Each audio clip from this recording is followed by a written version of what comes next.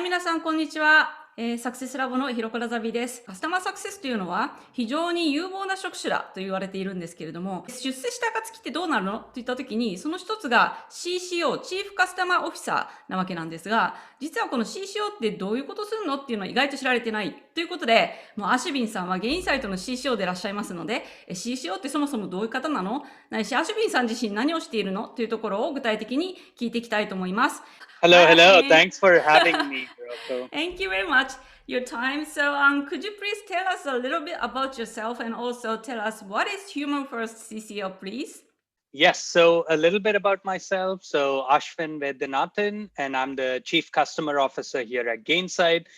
So have an interesting role at Gainsight in that me and my team have to make our customers successful, but we also have the dual role of writing books, publishing thought leadership, and talking to the community about what customer success teams are doing across the world and across the globe in making all of your customers successful as well. And in my role, I manage our professional services function, which includes onboarding, education, etc.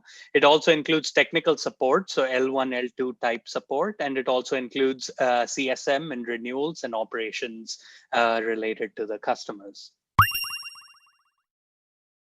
In most companies that have grown in the traditional world pre-SaaS and pre-subscription, you generally had a chief sales officer or a chief revenue officer, and it's very clear their job is to bring as much new revenue into the company as possible.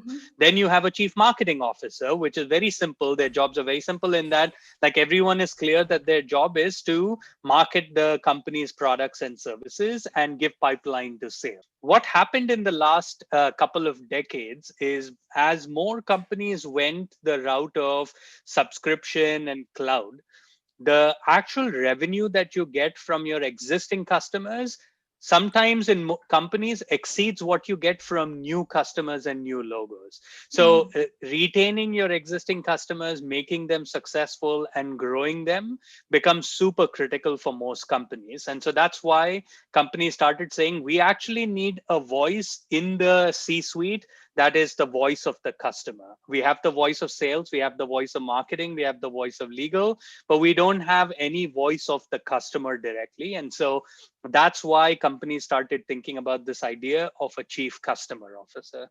And the chief customer officer, generally the role expands. It depends completely on one company to the other, but generally it is, once a prospect is converted into a customer, it becomes part of the chief customer officer's teams and what they do with the customer. So it's the chief customer's officer's job to make sure that customers are successful. Their renewal is a non-event. They grow with you as a company in terms of the products and services that you can sell to your customers. And they are the biggest advocates for you in the marketplace, so that it helps new sales as well. And what we started saying was, if you go back and see why people even hire, forget CCOs, chief customer officers, why do you hire customer success executives? It generally starts with this idea of, like, just CSM. You have a function and you want to make sure that customers have an integrated customer experience. And so if that is the case, then you start with like a CSM leader. Then you start thinking about like, you want all post-sales to be connected into a post-sales experience, and start thinking about that piece. Then you want to say it's all post-sales and renewals. And so you want to tie it to retention, both gross retention and net retention. And then finally, there are some CCOs or post-sales leaders that do post-sales renewals, but also sales engineering or SCs in companies. And so, like, setting the right expectations up front and then converting them into delivery in the post-sales world. And so then you can start saying, like, how do you start hiring these types of people? If all you care about is driving that initial experience for your customers, then hiring a customer success leader is where you start. Then you start seeing that you might have a churn problem or a gross retention problem, and you hire your first success leader or your early scaling success leader or your early chief customer officer. Their primary charter or mission is to improve retention rate or renewal rate. Then you start thinking about like either that same person or you hire externally a customer officer that basically scales your company as you grow and you start adding more ARR. Because as you start scaling, you cannot keep hiring CSMs. You cannot keep hiring services leaders and services people, right? So you want to maintain the retention that you saw, but also make sure that your success cost as a percent of ARR is well under control. So you want someone who is capable of scaling your teams. Then you go into a transformational customer success executive where you want the leader to work with sales, with product, to launch new offerings, new subscription offerings. You want the feedback from customers to go directly into the product team, etc. And so you're now creating an org-wide transformation and not just scaling the CS program. And then the final step in all of this is you're thinking about all post-sales function, including sales engineering, so that now the transformation doesn't just start in the post-sales functions, it starts actually in the pre-sales functions. What you promise your customers is exactly what you deliver in the post-sales world. And so, Hiroko-san, to your question, like Dan Steinman was Gainsight's first chief customer officer, and that was like 9 years back. His primary charter was in that first two buckets, right? Like hiring, making sure we have more raving advocates, increasing renewal rate, etc. Then Allison took over the role of the chief customer officer, and her primary job was maintaining the gross retention, but also reducing the cost and making sure costs stay under control. And then I took on somewhere in this stage and went into the transformational chief customer success executive, where my job was making sure CS and product, CS and sales work really well together and our customers are getting that integrated experience. And so I came in somewhere here, and then I'm currently working on a lot of initiatives related to this transformational CS executive. So as your company grows, the need for what you want in your chief customer officer changes over time as well. Yeah, it's a great question. I like two parts primarily. I like lots of things, but I'll call out two specific things especially because the topic of this conversation is also human first CCOs. But CCOs have or like CCOs and the customer success teams have a very interesting role in that you obviously work for your own company and you want to make sure that your company is very successful. You are also the single biggest advocate for your customers. And so balancing how much of the customer's voice you rely on and how much of your own company's objectives you want to achieve, and like making sure both stakeholders are equally satisfied and both are achieving their outcomes is a very tricky role. And I personally love the challenge of that piece. Like that is, I think, a big reason I'm in this profession.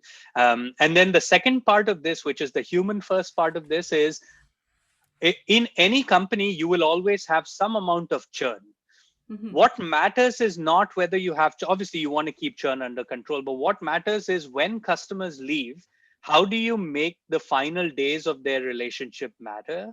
And how do you connect with them on a human first level? Because it's a very small world. They might go to a competitor and not have the right experience and then come back to you in the future. The last few days of your relationships are so important when customers leave, and the offboarding process, if you will, that determines whether a company comes back to you in the future or not. And at Gainsight, like we go out of our way. We do root cause analysis. We get on calls with our customers if they decide to churn and talk through what we could have done better. Because at that point, they give really candid feedback on what we as a company could have done better. And we take all of that into account. We bake it into our processes so that we don't lose more customers for that particular reason. And that experience helps our customers so much that there are so many of our customers that churn that come back in the future. It's incredible to watch that in the future. And a big reason they state is because they love the experience of working with us as a company. And so those are two reasons why I love the chief customer officer role, Hiroko-san. The metrics differ by the team. So starting with the professional services team, that is a P&L, profit and loss statement onto itself. So that one we charge for services and we have people who deliver on it. So the goal there is what is the profit margin on the professional services business? The revenue comes in because we charge for services, and the cost is the cost of the people, the systems, the overhead, and everything else. So my primary charter on the services side is to make sure that we are our margin on the services business is acceptable in the bigger scheme of things, right? Like, so that is number one.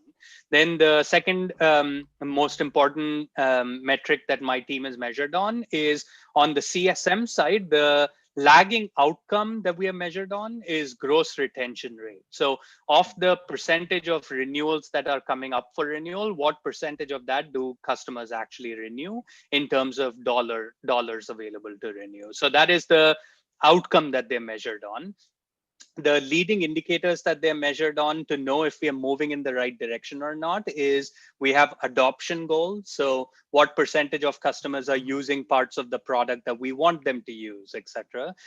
They also have this notion of verified outcome. So if customers tell me that the primary reason they bought Gainsight was because they want to improve their net promoter score, NPS rates, etc., then 6 months into their relationship with Gainsight, have they actually improved the net promoter scores or not? If they haven't, if they have, then their outcome is verified. If they haven't, then we have some work to do to improve their net promoter score programs. So my CSMs get measured on verified outcomes.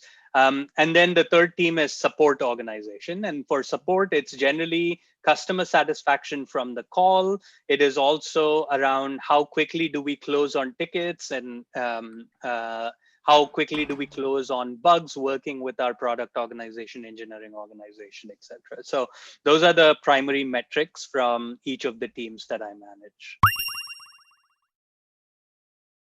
It has definitely evolved. So in the early days, we didn't necessarily charge for services all that much. And so like for the services team, the early days was about time to value, how quickly can we get a customer launched, regardless of whether we lose money on the project or not, can we quickly launch the customer? Can we do more? Like the primary measures were customer experience. So what is the net promoter score from an onboarding project, regardless of how much money it costs us to service that customer, right? Like, so that's where it started. For the CSM team, we didn't even have the idea of an outcome or a verified outcome. So the early days was how many people who have licenses do they log into Gainsight, right? Like very early adoption metrics that we would start off with. Because if you're not even logging into Gainsight, you will not get any outcome from Gainsight, right? So at the very basic level, start with even our people logging in. Then once we moved on, we said, okay, now that you're logging in, can I at least find out if you're logging into the right parts of Gainsight? I want you to use feature X, feature Y, feature Z, and are you doing all of those things in Gainsight or not? Then it became, okay, you're logging in and you're using these features, you're doing certain things, which means you should be getting outcomes. So now let me check if you're getting outcomes or not, because you're doing all the right things leading up to that point. So it has evolved in the 8 years that we've run the team and had multiple iterations, for sure. So the chief revenue officer gets measured on the dollar revenue that he or she is bringing in. So that could be from, let's say it's a goal of 100 million this year that they have to do. That can come from new logos that they bring in or expansion within the existing customers. So it is all baked into their charter. For the CCO, for me, the goal is of the stuff that is available to renew, what percentage of that revenue is retained over time. But then also my CSMs get incentivized. So this is not part of their core jobs or core bonus pool, but they get spiffs, like additional dollars from the sales team, if they help identify expansion goals or expansion targets within the existing install base. And so if they go above and beyond renewal and help with expansion, then they can score some more dollars as part of their compensation, etc., and the stuff that we measure. And so the way the CRO and CCO overlap happens is CRO is measured on all revenue. The CCO gets measured on the customer revenue. And so the renewals are what the CCO gets measured on, and the expansion is where they both overlap to work together in that sense. So this is covered in the professional's handbook as well. But when we think about the best skills for a CSM, we think there are 3 skills that are required for a good CSM. The first skill is what we call as a capability quotient, or CQ, which is how well do you know your customer's business? How well do you know how they make money? How well do you know your own products? How well do you know your own products versus your competitors' products? So all the capability that is required to deliver to your customers.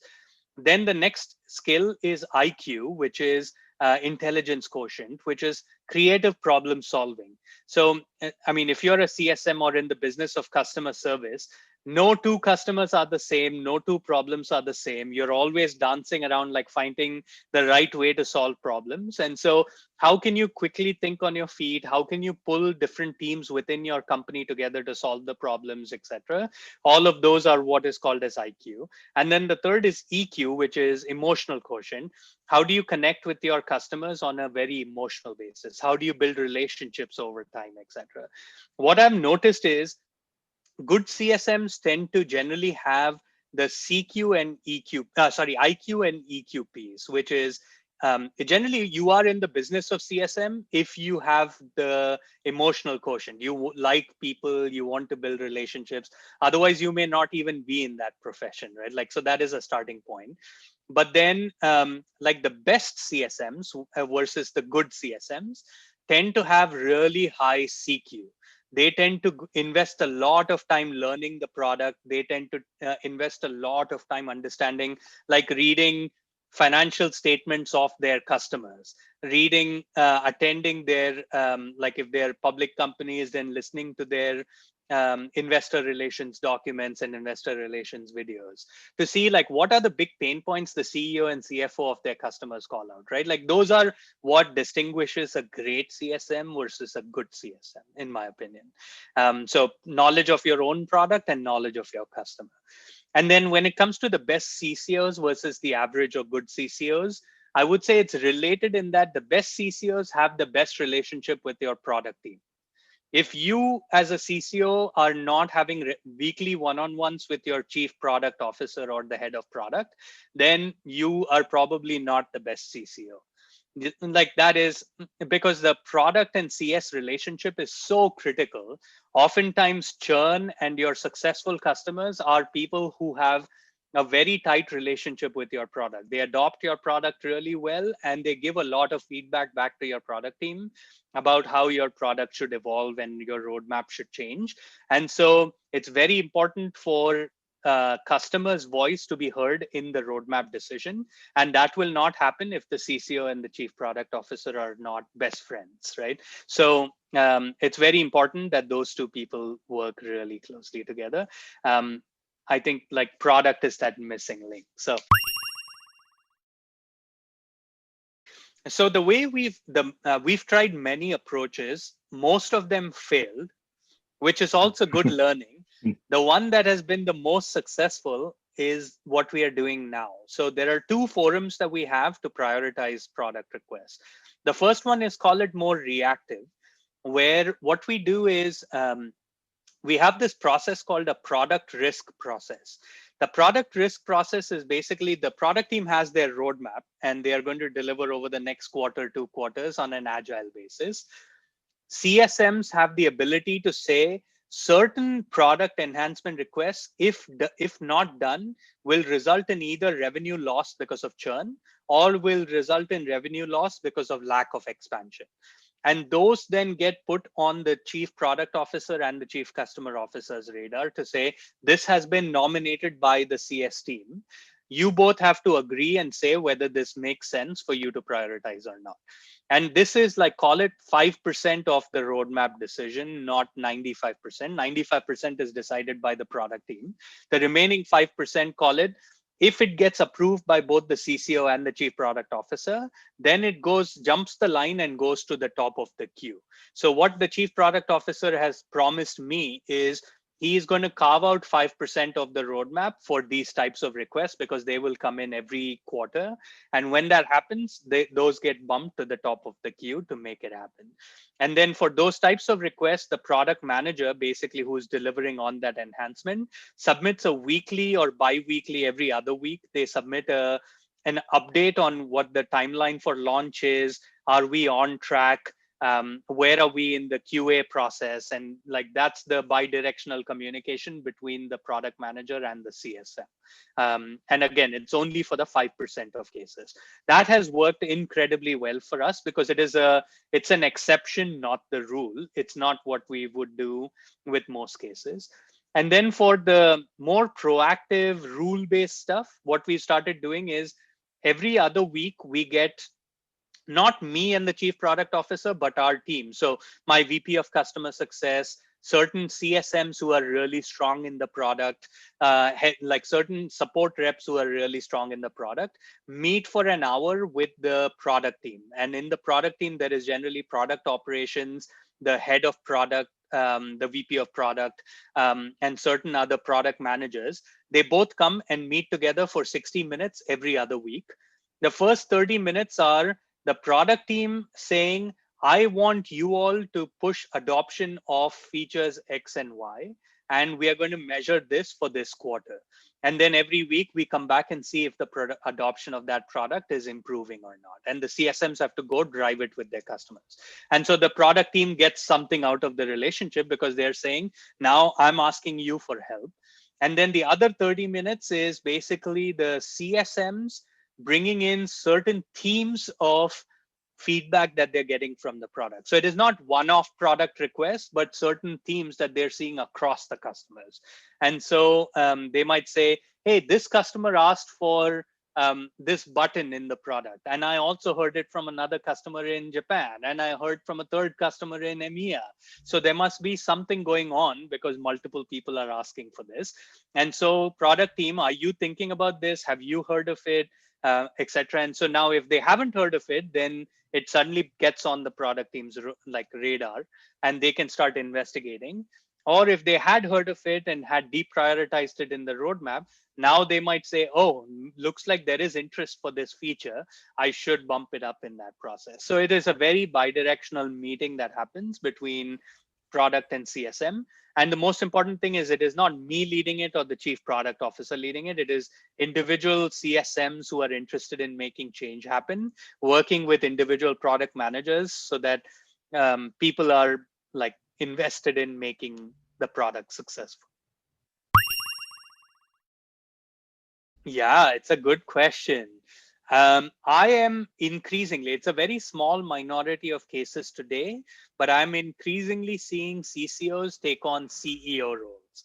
And especially in companies where you've got like a lot of your business coming from existing customers, the person that knows your customers the best tends to also be the person that can run the company the best. And so I am seeing increasingly that CEOs are taking on CEO responsibilities. A way for them to get there is CCOs are taking on more revenue responsibilities in companies, which then positions them to be better at sales and be better at having commercial conversations, taking on targets and everything related to that.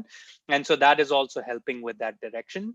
And then I'm also seeing a small trend of CCOs taking on product teams and vice versa, product leaders coming into chief customer officer roles, because those two teams need to work so close together. And so definitely some additional areas where CCOs are definitely expanding.